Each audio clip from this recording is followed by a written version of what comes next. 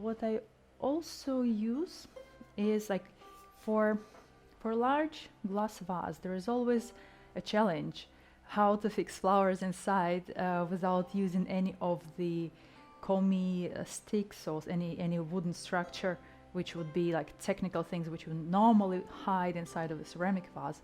But if we have transparent container, we still want to fix flowers in certain position, because in Ikebana every flower has its, you know, its place, and once you move it, you know, that the whole arrangement doesn't work anymore. So I have those plexiglass shapes which I can sometimes fit into a vase inside, and then it allows me to fix the flowers in it. So this kind of, again, sculpture.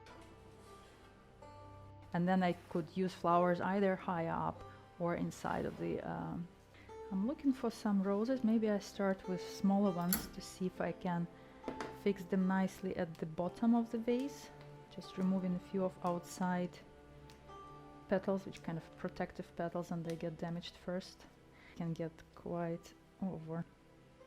I can use this opening, so they were like round openings made in this plexiglass sheet, which was just bent with hot air, so nothing you cannot do yourself. Let me just put a second one here and see if it's stable enough, but I think if I have a few, they will kind of hold each other, so that I'm building up sort of like a mass of roses. So a slightly more open one. I'll keep it maybe a bit at the back. So I'll try to just limit myself to this. So just a few roses and this construction inside. Could add some maybe long branches or some artificial material, just have some more interest. I hope that you see the point. You can fix them in certain position without them falling, so I can move it around. You can even present this type of arrangement to somebody, so you don't have to have even a lot of water.